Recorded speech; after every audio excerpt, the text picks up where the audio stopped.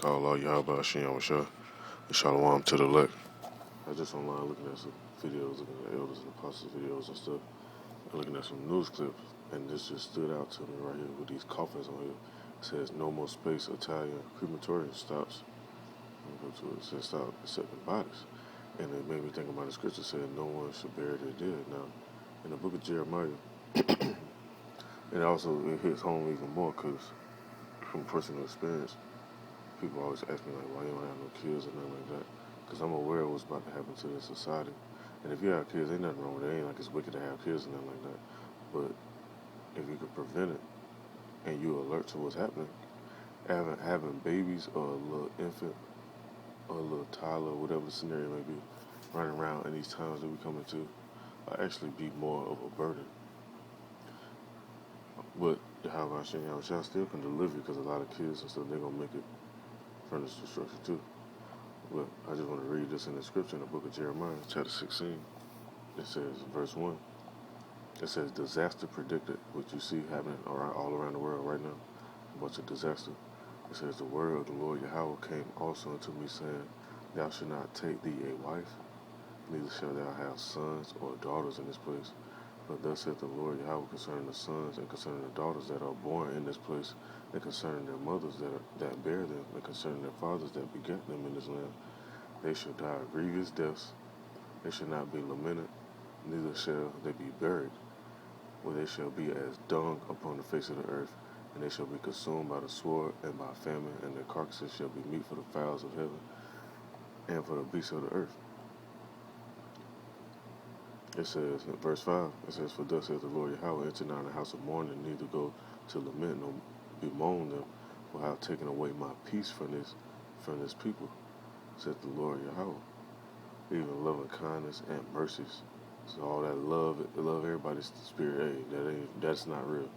It says, "Both the great and the small shall die in this land.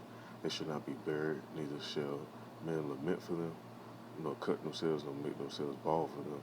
Neither shall their men tear themselves for them in the morning to comfort them for the dead.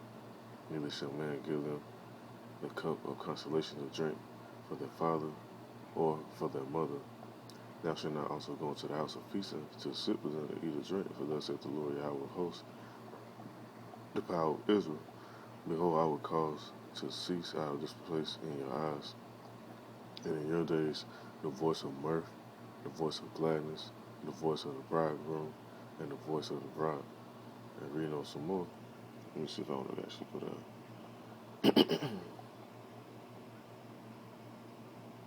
Okay, yeah, I'm actually just going to read through this. I was just going to read an extra few verses, but hey, this is what I got to read right here.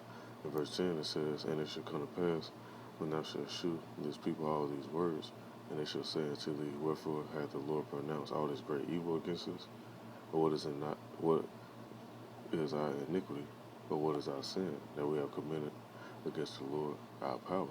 And the sin is transgressing these laws and these statutes and commandments, and doing like these heathens, mainly for our people." Because the scripture says he gives the laws to Jacob, and he know no other nation. So we supposed to be holy people, like the scripture say, holy, separate, and above all nations. But our people want to do like the other nations and be like them, keep their laws, keep their ways, worship what they worship.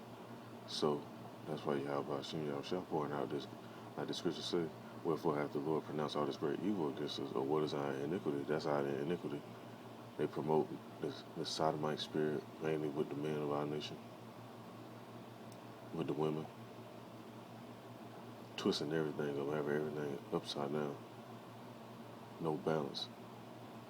Now it says, reading on back in verse 11, it says, "Then shalt thou say unto them, Because your fathers have forsaken me, saith the Lord Yahweh, and have walked after other gods, and have served them, and have worshipped them, and have forsaken me, and have not kept my law, and ye have done worse than your fathers. For behold, you walk everyone after the imagination of his evil heart." Because you always have people be like, "Oh, God knows my heart. He knows who I love," and all this other stuff. Yeah, the imagination of his evil heart, that they may not hearken unto me. Therefore I will cast you out of this land, into a land that ye know not, which is America, neither ye nor your fathers, and there shall ye serve other gods day and night, where I will not show you favor. And that's why you see how people getting gunned down by the police, catching all these diseases, living in the ghettos and the projects, getting locked up in all the prisons, women aborting all these babies at these different clinics, so on and so on. The list goes on, man. But after all that, Israel gonna be restored. And after all this stuff, I won't say all that, all this stuff that's happening and the stuff that's to come, Israel gonna be restored. And I'm gonna just read on through this, and I'm gonna play this little clip of this video to basically back up what I was talking about people not burying their dead. Now verse 14 it says, therefore behold, the days come, saith the Lord Yahweh, that it shall no more be said, the Lord liveth, and brought the children out of the land, brought the children of Israel out of the land of Egypt, but the Lord liveth, that brought of the children of Israel from the land of the north. Hey, and what land is that? Where else? What other place on the earth is called north what?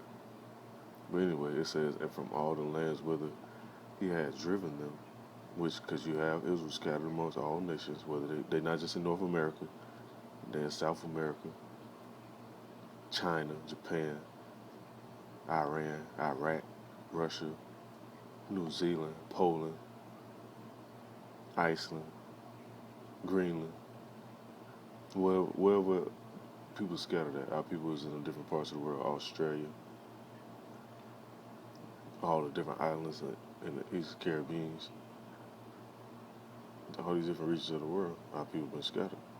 And it says, and I will bring them again into their land that I gave unto their fathers, which cuts that little flea doctrine.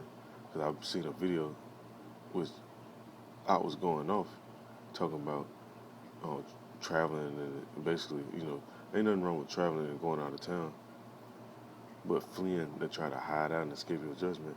Hey, if you hide by Shem Shai want to get you, he gonna get you. You go hide in the Arctic where it's snowing and ice and shit at. He want to get you, he gonna get you right there where you at. So all that flee stuff, it don't matter. That's why you gotta have faith and understand that we're gonna be brought. Like the scripture says, it says, but the Lord liveth, that brought up the children of Israel from the land of the north, and from all the lands whither he had driven them out. And mainly the north, because that's where most of our people are. And it says, and I will bring them again into the land that I gave unto their fathers. And verse 16 says, behold, I will send for many fishers, saith the Lord Yahweh, and they shall fish them, and afterward I will send for many hunters, and they shall hunt them from every mountain and from every hill, and out of the holes of the rocks, for my eyes are upon all their ways. They are not hid from my face, neither is their iniquity hid from mine eyes. And first I will recompense their iniquity and their sin double, because they had defiled my land. Who defiled the land over there? Got the pink city, or what is it, Tel Aviv or whatever, the little gay parade shit that we have over there. It said they have filled my inheritance with the carcasses of the detestable and abominable things. O Lord, my strength and my fortress and my refuge in the day of affliction, the Gentiles shall come unto thee from the ends of the earth, and shall say, surely our fathers have inherited lies, vanity, and things wherein there is no profit. Shall a man make gods unto himself, and they are no gods?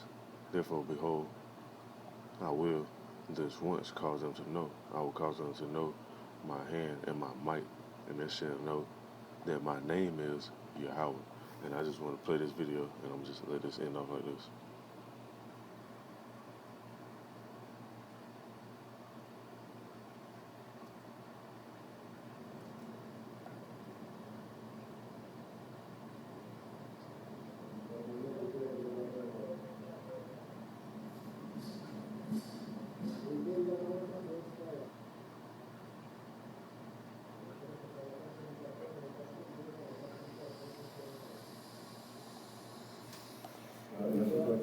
Obviously, this situation creates an abnormal amount, bringing us to an emergency phase, making us very likely to halt for a few days in order to be able to recover some space. We're also forced to use our premises dedicated for the final farewell. As you can see, this farewell room has become a provisional space.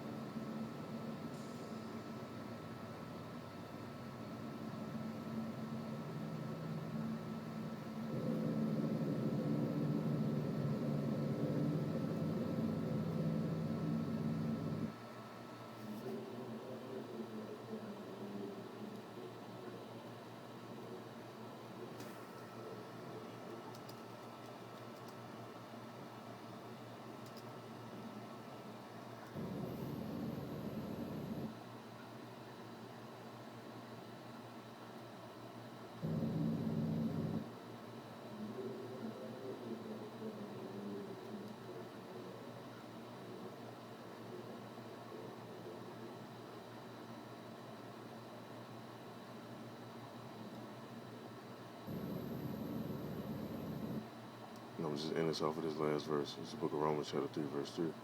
It says, for what if some did not believe? Share their unbelief make the faith of Yahweh without effect? Because a lot of people don't believe. Once they see more of this stuff happen, they're going to believe. So, Lord's willing, is edifying. Call out Yahweh by Shem Yahweh Shah. Shalom to the elect.